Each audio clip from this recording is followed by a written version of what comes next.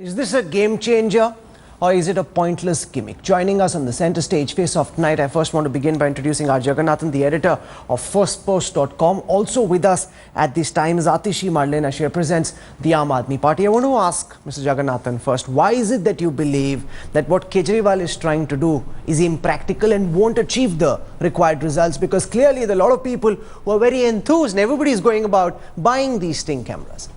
I think it's not that it will not be entirely worthwhile. I think that it will be counterproductive in the very quickly. Why is that? For the simple reason that if you have the entire town chasing each other with spy cams, you're going to have a huge trust deficit coming in society, where you're going to suspect your neighbor of trying to put you down. Or you go to an office, they'll wonder whether you come for what. Everybody will speak so carefully that you will actually not get your work done.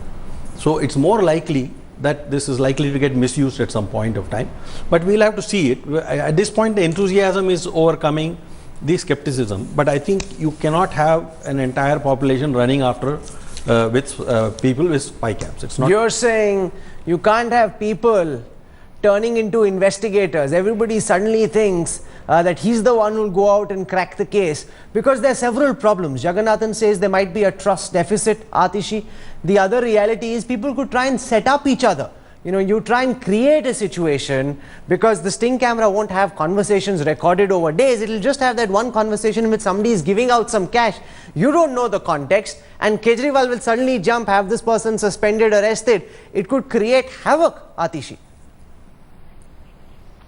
Actually, Rahul, I would like to clarify the fact, first of all, that the evidence that comes from the Sting operation is not enough to prosecute anyone. That is just to initiate investigation.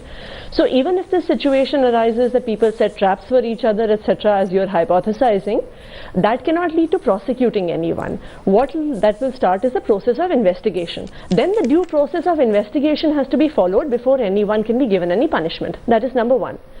Number two, actually, the enthusiasm that you're seeing here is actually a very interesting product of the fact that the bureaucracy currently, which is actually a very colonial, the administration of the country still has a very colonial structure, has a clear power equation over the citizen. The bureaucracy is not here to serve the citizen. They are masters of the citizen.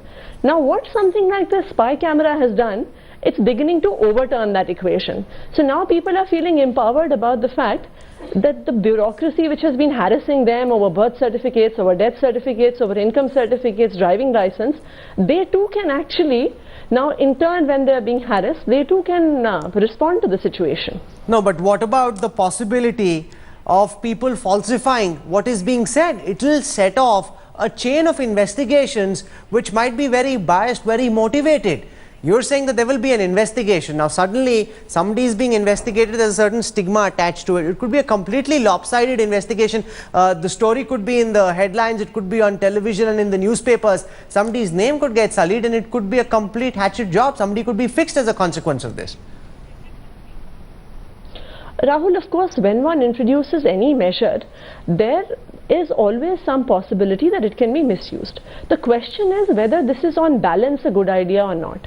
Now, you also know it and I also know it that corruption is rampant across all levels of the bureaucracy. What this step is doing is it is trying to act as a deterrent.